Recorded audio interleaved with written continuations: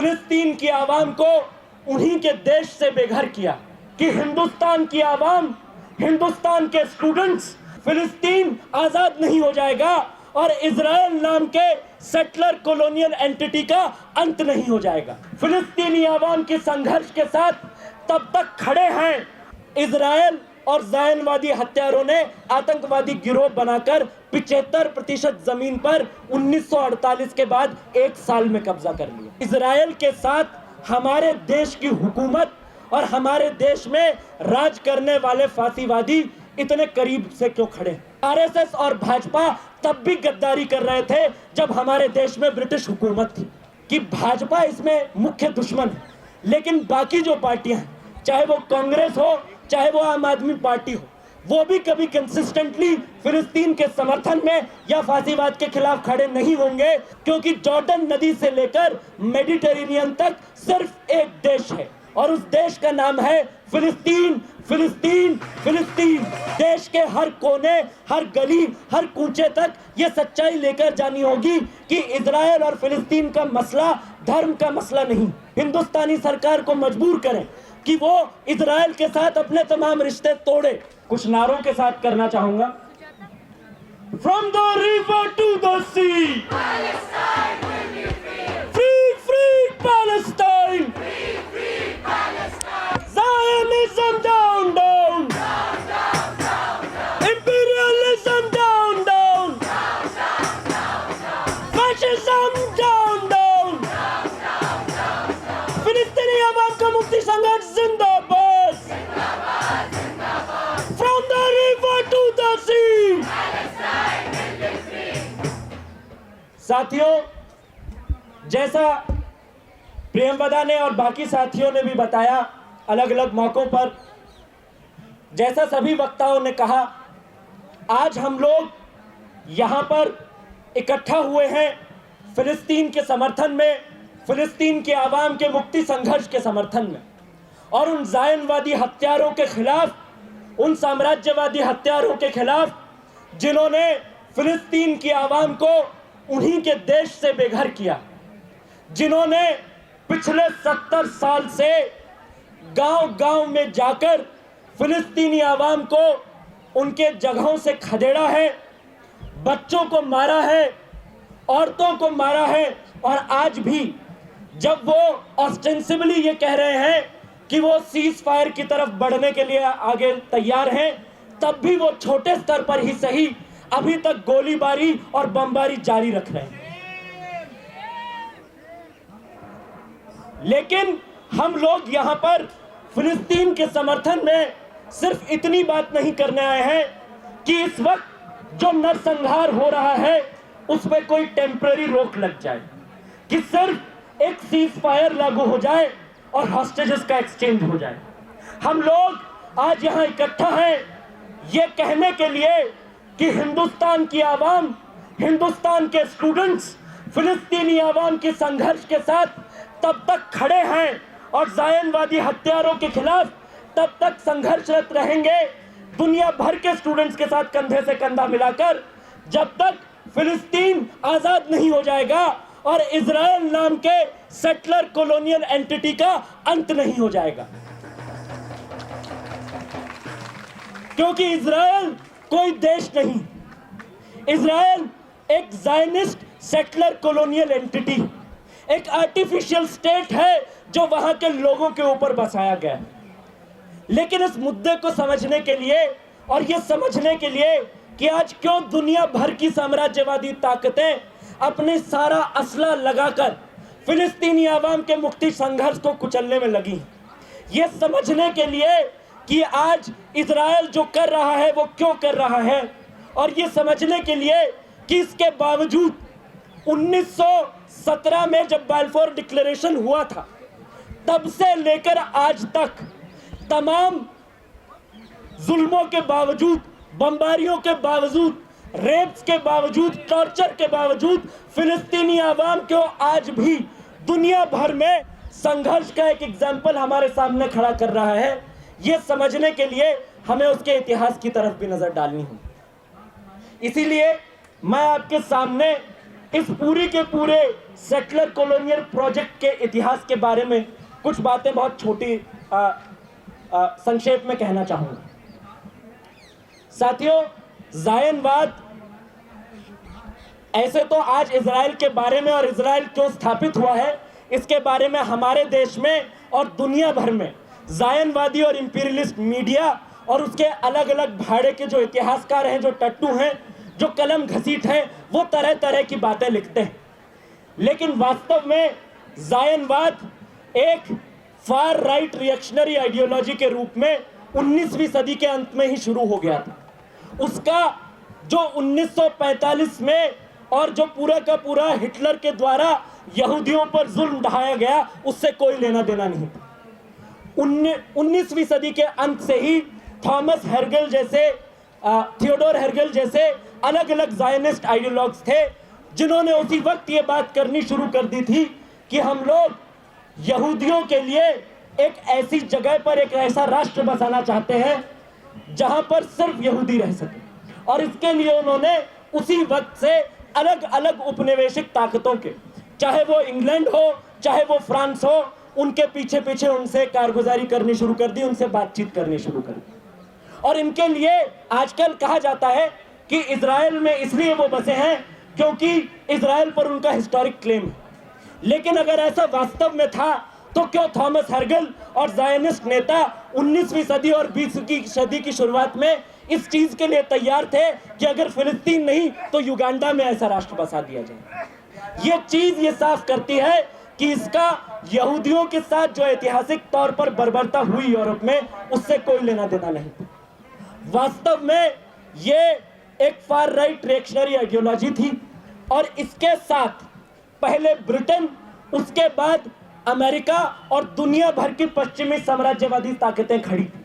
इसीलिए 1917 में बिना फिलिस्तीनी आवाम से कंसल्ट किए ब्रिटेन के लॉर्ड बेल्फोर ये डिक्लेयर कर देते हैं कि हम लोग फिलिस्तीन को यहूदियों के लिए खाली करवा देंगे।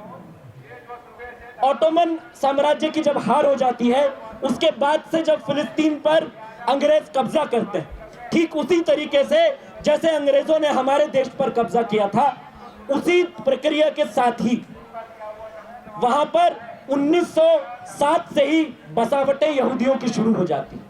कई फेजेस माइग्रेशन के होते हैं और इसी के साथ शुरुआत से ही छोटे छोटे ऐसे आतंकवादी संगठन जायनवादी बनाना शुरू करते हैं। इरगोन जैसे संगठन जो गांव गांव जाकर यहूदियों के लिए फिलिस्तीनी आवाम की जमीन खाली करवाने का काम कर रहे थे। वो गांवों में जाते थे, खेत जलाते थे, घर जलाते थे और उन गांवों को पूरा ढहाकर उस पर अपनी बस्तियां बसाते थे। यही काम, इसी की लेगेसी 1948 के बाद और नकबा के तहत जो पूरा का पूरा काम हुआ था उसमें जारी रही। और हर एक स्टेप पर जब हत्यारों ने, इजराइल के और जायनवादी हत्यारों ने ये सारे काम किए, तब उनके साथ दुनिया भर के साम्राज्यवादी देश और उनके शासक वर्ग खड़े थे। चाहे वो 1917 में बेल्फोर डिक्लेरेशन हो, चाहे वो लीग ऑफ नेशंस हो, चाहे वो 1948 में यूनाइटेड नेशंस का अप्रूवल हो फिलिस्तीन के पार्टीशन को लेकर। और इसी पार्टीशन की आड़ में सरेआम सबकी आंखों के सामने इजराइल और जायनवादी हत्यारों ने आतंकवादी गिरोह बनाकर 75% जमीन पर 1948 के बाद एक साल में कब्जा कर लिया और दुनिया भर के तमाम देश सिर्फ खड़े खड़े देखते रह गए। और इसके बाद 70% से ज्यादा जमीन पर कब्जा कर लिया। 10 लाख से ज्यादा फिलिस्तीनी लोगों को 1948 के 1 से 1.5 साल के भीतर अपनी जगह, अपनी गांव, अपने घर, अपना देश छोड़ना पड़ा और उनको गाजा पट्टी और वेस्ट बैंक जैसी जगहों पर सीमित कर दिया गया। और वहां पर भी अपार्थाइड के कानून लागू किए गए, जहां पर खुद के देश में वो दोयम दर्जे के लोगों की तरह थे। उन्हें कीड़े मकोड़ों की तरह, जानवरों की तरह ट्रीट किया जा रहा था। ठीक उसी तरह जैसे हिंदुस्तान में अंग्रेजों ने इस तरह के बोर्ड हमारे ही शहरों में, हमारे ही जगहों पर लगाए थे कि यहाँ पर हिंदुस्तानियों और कुत्तों का आना मना है। ठीक वैसा ही काम इजराइल करता आया है और इसके पीछे दुनिया भर की ताकतें खड़ी। इसी से जुड़ी हुई हम दूसरी बात पर भी आते हैं और वो ये बात है कि आज के समय में इजराइल के साथ हमारे देश की हुकूमत और हमारे देश में राज करने वाले फांसीवादी इतने करीब से क्यों खड़े हैं। इसके लिए हमें यह भी समझना होगा कि फांसीवाद हमारे देश में हमेशा से गद्दारी का काम करते आया है। आरएसएस और भाजपा तब भी गद्दारी कर रहे थे जब हमारे देश में ब्रिटिश हुकूमत थी। वो तब भी औपनिवेशिक मालिकों के पांव पकड़कर बैठे थे और वही काम वो आज भी कर रहे हैं। आज भी दुनिया भर की ऐसी रिएक्शनरी औपनिवेशिक सेटलर कॉलोनियल ताकतों के साथ खड़े हैं और वो खड़े होंगे, क्योंकि फांसीवाद क्या है? जो लूट, जैसा भगत सिंह ने भी कहा था कि हमारी आजादी के बाद अगर लॉर्ड इरविन की जगह सेठ पुरुषोत्तम दास आ जाते हैं तो लूट करने वालों की चमड़ी का रंग बदल जाएगा, लूट करने का तरीका बदल जाएगा, लेकिन हमारे देश की आवाम फिर भी लूटती रहेगी। इसी लूट के लिए जो ये दुनिया भर के अंबानी, अडानी और अलग अलग पूंजीपति बैठे हैं, इनकी कुत्ता घसीटी में और इनकी लूट करने की क्षमता में जब अड़चनें आनी शुरू होती हैं तो ये फांसीवादियों को अनलीश करते हैं और फांसीवादी मूवमेंट खड़ा होकर हमारे देश की जो असल समस्याएं, उन समस्याओं से ध्यान भटकाकर, महंगाई की समस्या से ध्यान भटकाकर, बेरोजगारी की समस्या से ध्यान भटकाकर, जो लूट हमारे देश में चल रही है उससे ध्यान भटकाकर हमारे सामने एक नकली दुश्मन खड़ा करता है, मुसलमानों को एक नकली दुश्मन के रूप में खड़ा करता है और उसी नैरेटिव को सर्व करने के लिए वो इजराइल का समर्थन भी करता है। दूसरा, इजराइल और इजराइल में राज करने वाले ज़ायनवादियों और हमारे देश के फांसीवादियों में कई स्तरों पे गठजोड़ है। वो कैसे देश में लोगों को परेशान करना है, मारना है, उन पर सर्वेलेंस करनी है, इस पर भी वो ट्रेनिंग लेकर आते हैं। भूलिए मत कि पेगासस सॉफ्टवेयर इजराइल के द्वारा बनाया गया था और हमारे देश के फांसीवादी उसे हमारे ऊपर इस्तेमाल कर रहे हैं। तो ये लोग नामिलानबद्ध, और जैसा प्रोफेसर अचिन विनायक ने भी कहा था और बाकी साथियों ने भी कहा था कि भाजपा इसमें मुख्य दुश्मन है, लेकिन बाकी जो पार्टियां हैं, चाहे वो कांग्रेस हो चाहे वो आम आदमी पार्टी हो, वो भी कभी कंसिस्टेंटली फिलिस्तीन के समर्थन में या फांसीवाद के खिलाफ खड़े नहीं होंगे, क्योंकि वो भी इसी लूट की व्यवस्था के प्रहरी हैं, उसकी सुरक्षा करने वाले लोग। और इसीलिए कर्नाटक में जाकर कांग्रेस की सरकार इजराइल के साथ डील करने के लिए तैयार रहती है।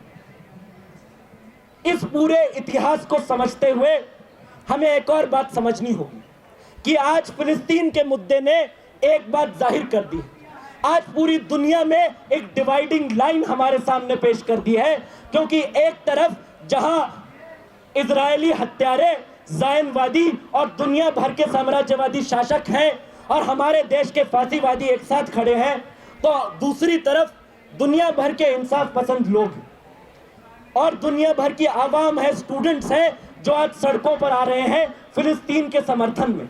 वो ग्लोबल सुमुद फ्लोटिला है जो तमाम रिस्ट्रिक्शंस के बावजूद सामने आया और वो गाजा तक पहुंचा, और उसके लोग आज भी, उनमें से कई लोग आज भी डिटेन्ड हैं और बहुत बर्बर कंडीशंस में डिटेन्ड हैं। यूरोप में, अमेरिका में और दुनिया भर में ऐसे एनकैंपमेंट्स चल रहे हैं। भयंकर सप्रेशन के बावजूद लोग फिलिस्तीन के आवाम के साथ कंधे से कंधा मिलाकर खड़े। ऐसे में आप और हम हिंदुस्तान में स्टूडेंट्स होने के नाते, सिटीजन्स होने के नाते और इंसाफ पसंद इंसान होने के नाते अपना पक्ष चुने बिना नहीं खड़े रह सकते। हमें भी आज अपना पक्ष चुनना होगा। हमें शहीद आजम भगत सिंह, उनकी लेगेसी को याद करते हुए, जिन्होंने कहा था कि वो एक ऐसा समाज बनाना चाहते हैं जहां पर मनुष्य के द्वारा मनुष्य का शोषण और राष्ट्रों के द्वारा राष्ट्रों का शोषण खत्म, जो इस तरह की औपनिवेशिक ताकतों के खिलाफ लड़े थे, उनकी लेगेसी को याद रखते हुए आज हमें भी हिंदुस्तान में एक मिलिटेंट मास मूवमेंट खड़ा करना होगा फिलिस्तीन के समर्थन में। देश के हर कोने, हर गली, हर कूचे तक ये सच्चाई लेकर जानी होगी कि इजराइल और फिलिस्तीन का मसला धर्म का मसला नहीं, वो एक गुलाम राष्ट्र की आज़ादी की लड़ाई है और उस लड़ाई में फिलिस्तीन की आवाम लड़ती रहेगी जब तक वो जीतेगी नहीं। क्योंकि जॉर्डन नदी से लेकर मेडिटेरेनियन तक सिर्फ एक देश है और उस देश का नाम है फिलिस्तीन। फिलिस्तीन फिलिस्तीन।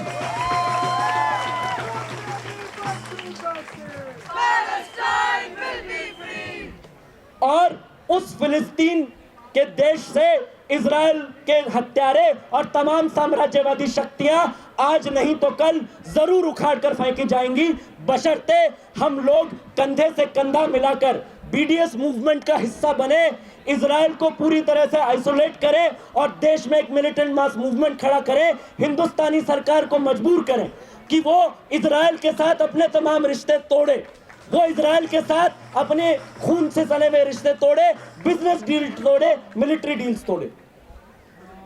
शुक्रिया साथियों, इनकलाब जिंदाबाद। From the river to the sea, Palestine will be free. free, free Palestine, Free, free Palestine. free, free Palestine, Free, free Palestine. from the river to the sea, Palestine will be free. Zionism down, down, Down, down, down, down. imperialism down, down. Down, down, down, down. Millat times आपके लिए लेकर आया है subscription programme. Description में मौजूद link पर click करें या यहाँ दिया गया QR कोड स्कैन करें, जिसके बाद एक पेज खुलेगा जहाँ आप 99 रुपये का या कोई दूसरा प्लान चुन सकते हैं। फिर सब्सक्राइब नाउ पर क्लिक करें, उसके बाद अपना ईमेल, फ़ोन नंबर और नाम दर्ज करें और प्रोसीड पर जाएं। एक नया पेज खुलेगा जहां आपको अपना UPI ID डालना है। फिर फ़ोनपे, गूगल पे या पेटीएम पर जाएं और वहां जो नोटिफिकेशन आया है उसको ओके कर दें। बस आप बन जाएंगे मिल्लत टाइम्स के सब्सक्राइबर और खुसूसी मेंबर।